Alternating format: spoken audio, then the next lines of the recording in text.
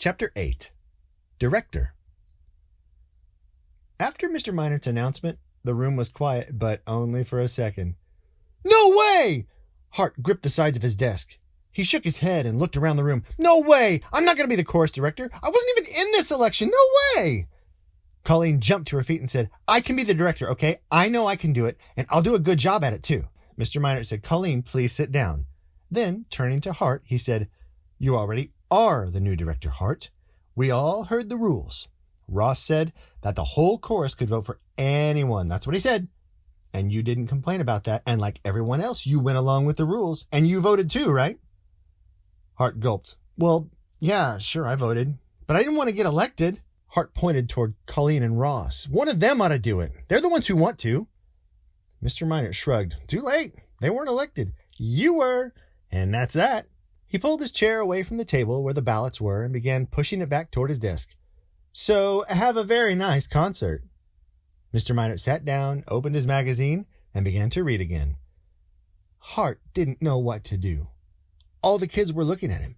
He felt embarrassed. Colleen hurried over and stood in front of him. "What do you want us to do first?"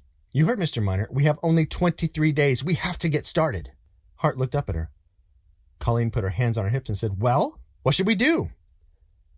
Hart said, "You know that song, 'I'm a Little Teapot'? How about you walk down to the front of the room and sing that song for everybody? That would be a good start." Hart's wisecrack got a pretty big laugh, and around the room, kids started whispering and talking. Colleen made a pinched face at him. "You think you're so funny. Really, what are you going to do? We have to get started." Hart ignored Colleen and stood up. Waiting for the room to get quiet, Hart thought, if Mr. Minor wants to be all tough and make me do this, then I can play games too. Hart said, "Okay, listen, everybody. As the new chorus director, I declare that this is a free period, and tomorrow will be a free period too. Chorus is now a free period." And then Hart sat down.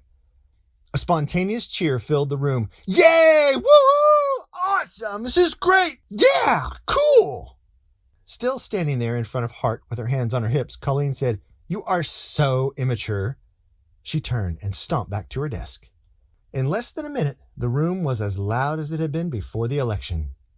Reading at his desk with his ears wide open, once again it took all Mr. Minor's willpower to keep himself from leaping to his feet. He wanted to sweep his eyes across the crowd. He wanted to shout, "Silence!" and snap the room to order. But he thought, no, I'm not going to explode. I'm not going to rant and rave and look like an angry fool again. I'll wait.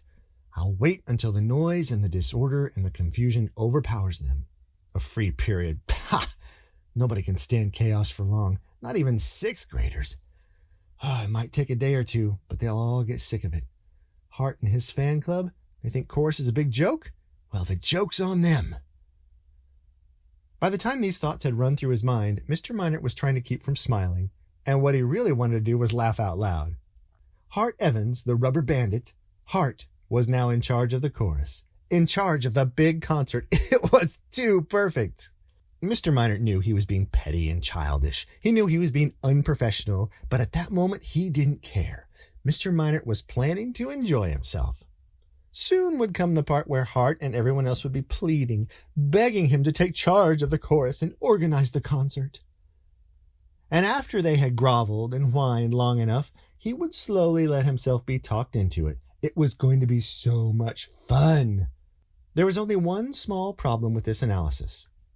Mr. Minor did not know Hart Evans as well as he thought he did.